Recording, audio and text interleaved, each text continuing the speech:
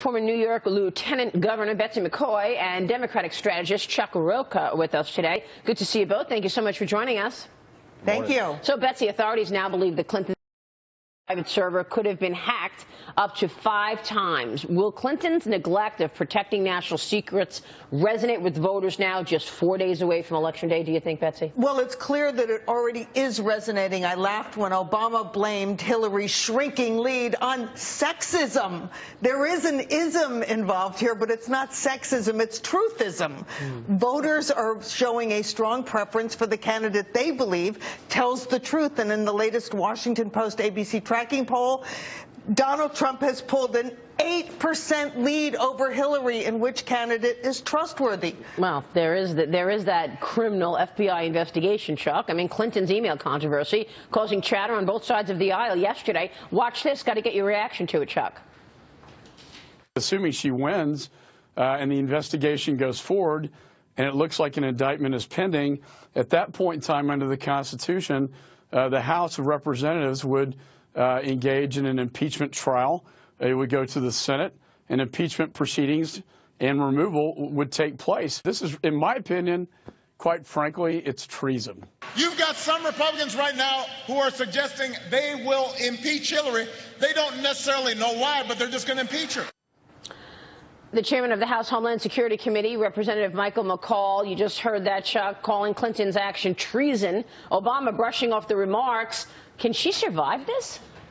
Well, this just in, we're 4 days before the election. We have politicians posturing, and the people that are going to be most affected are the voters. That congressman from Texas is probably going to run for the Senate. He needs to be out there strong to rev up his base. I'm not making excuses for Hillary Clinton or for the server. I think a lot of that's probably baked in, whether that's right or wrong, but nobody is above the law on either party, and I think that that's what the biggest effect is for this particular election. It's really, right now, we've got momentum against organization. That's what I'm most intrigued by, because I think Donald Trump definitely has a momentum spike right now at the most opportune time, but I think Hillary Clinton has built out the organization. We've got 24 million people who've already voted, so I'm really going to be interested if it really has affected it, and I think on election days the polls will say what's true when the American people speak. Let me point out that Hillary Clinton believes she is above the law. That's why she's under investigation by the FBI. That's why the House of Representatives is investigating her for perjury and obstruction of justice.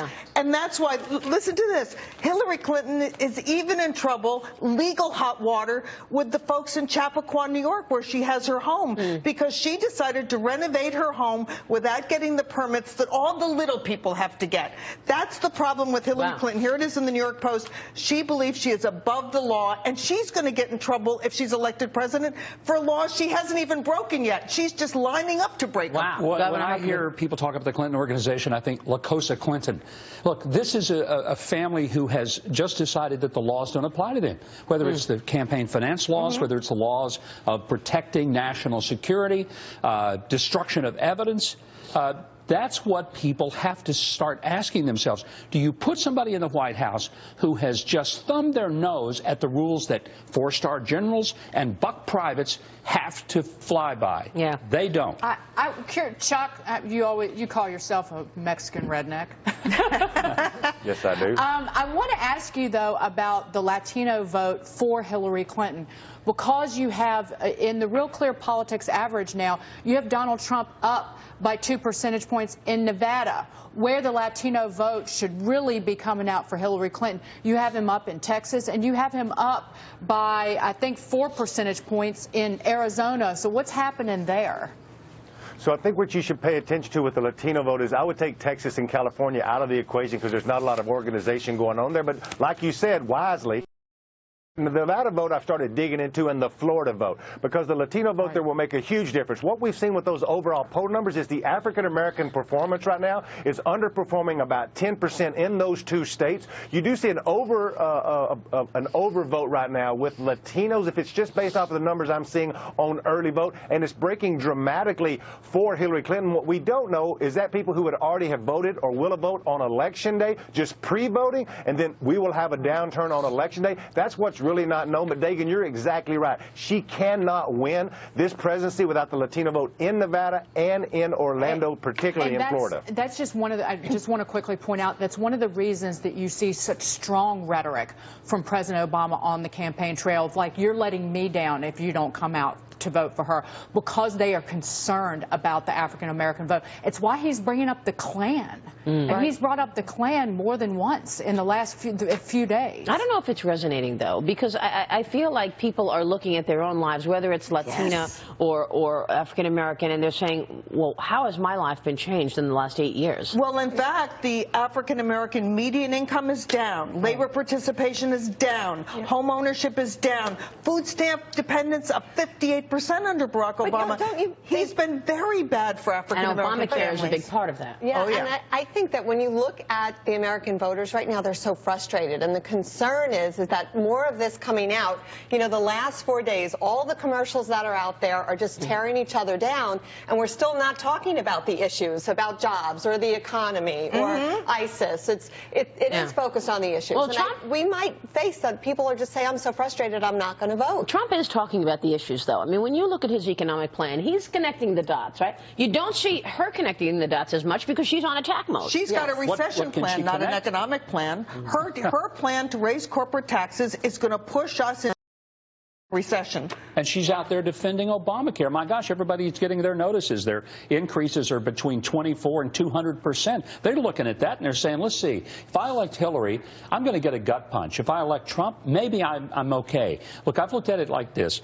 Donald Trump is a car that might bump into some other cars and create some fender benders. I get that. But Hillary is like a drunk driver going the wrong way on the freeway. A lot of people are going to get killed or hurt if she's pointed in the wrong direction. I must point out, though, to Chuck's point in terms of organization, if Trump supporters want the vote, get out the votes, the campaign does not have the number of offices that the Clinton campaign does.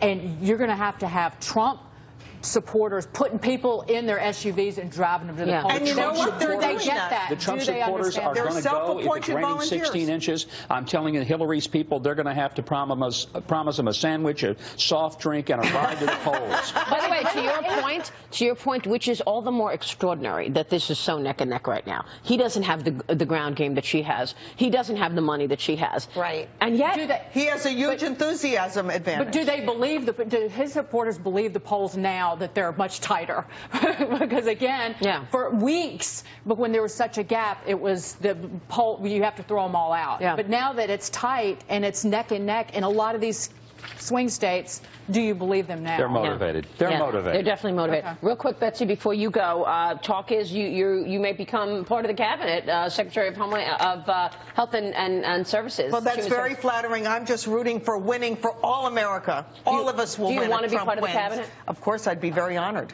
All right, Betsy, good to see you.